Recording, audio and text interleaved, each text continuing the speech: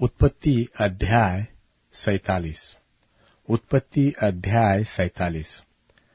तब यूसुफ ने फिरौन के पास जाकर यह समाचार दिया कि मेरा पिता और मेरे भाई और उनकी भेड़ बकरियां, गाय बैल और जो कुछ उनका है सब कनान देश से आ गया है, और अभी तो वे गोशेन देश में है। फिर उसने अपने भाइयों में से 5 जन लेकर फिरौन के सामने खड़े कर दिए।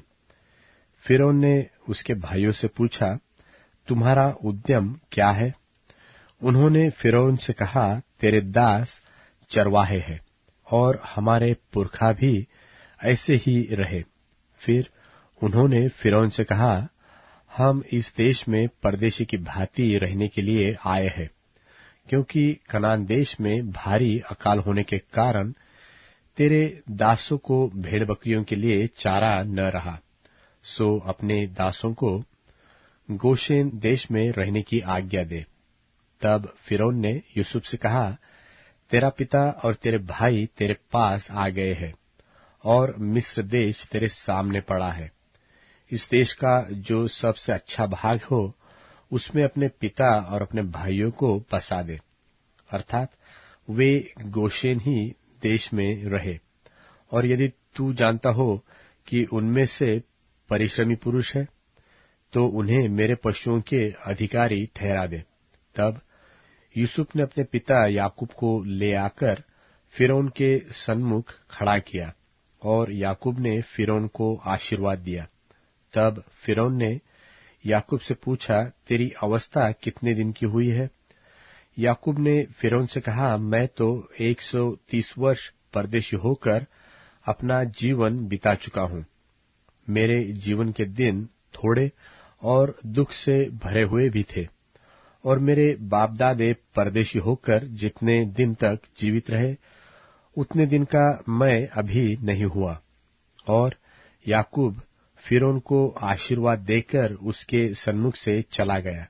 तब यूसुफ ने अपने पिता और भाइयों को बसा दिया, और फिरौन की आज्ञा के अनुसार मिस्र देश के अच्छे से अच्छे भाग में, अर्थात रामसेस नाम देश में भूमि देकर उनको सौंप दिया।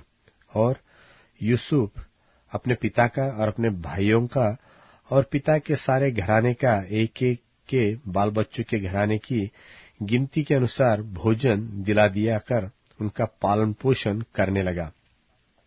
और उस सारे देश में खाने को कुछ न रहा, क्योंकि अकाल बहुत भारी था, और अकाल के कारण मिस्र और कनान दोनों देश नाश हो गए। और जितना रुपया मिस्र और कनान देश में था, सबको यूसुफ ने उस अन्न की संति जो उनके निवासी मोल लेते थे इकट्ठा करके फिरौन के भवन में पहुंचा दिया।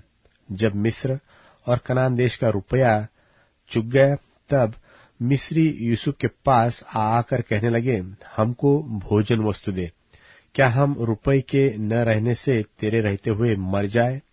यूसुफ ने कहा, यदि रुपये न हो तो अपने पशु दे दो, और मैं उनकी संति तुम्हें खाने को दूंगा। तब वे अपने पशु यूसुफ के पास ले आए, और यूसुफ उनको घोड़ों, भेड़ बकरियों, गाय बैलों और गधों की संति खाने को देने लगा। उस वर्ष में वह सब जाति के पशुओं की संति भोजन देकर उनका पालन पोषण करता रहा। वह वर्ष तो यो कट गया। तब अगले वर्ष में उन्होंने उसके पास आकर कहा, हम अपने प्रभु से यह बात छिपा न सकेंगे कि हमारा रुपया चुक गया है, और हमारे सब प्रकार के पशु हमारे प्रभु के पास आ पहुंचे हैं। इसलिए अब हमारे प्रभु के सामने हमारे शरीर और भूमि छोड़ कुछ नहीं रहा। हम तेरे देखते क्यों मरे और हमारी भूमि क्यों उजड़ जाए? हमको और हमारी भूमि को भोजन वस्तु की संति मोल ले, कि हम अपनी भूमि समेत फिरौन के दास हो, और हमको बीज दे कि हम मरने न पाए, वरन जीवित रहे और भूमि न उजड़े।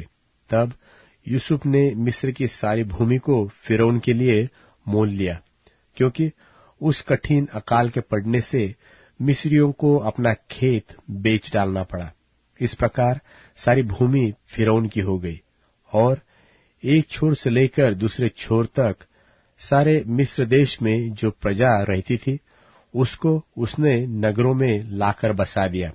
पर याजकों की भूमि तो उसने न मोल ली, क्योंकि याजकों के लिए फिरौन की ओर से नित्य भोजन का बंदोबस्त था, और नित्य जो भोजन फिरौन उनको देता था वही वे खाते थे। इस कारण उनको अपनी भूमि बेचनी न पड़ी। तब यूसुफ ने प्रजा के लोगों से कहा, सुनो, मैंने आज के दिन तुमको और तुम्हारी भूमि को भी फिरौन के लिए मोल लिया है। देखो, तुम्हारे लिए यहाँ बीज है, इसे भूमि में बो, और जो कुछ उपजे उसका पंचमांश फिरौन को देना।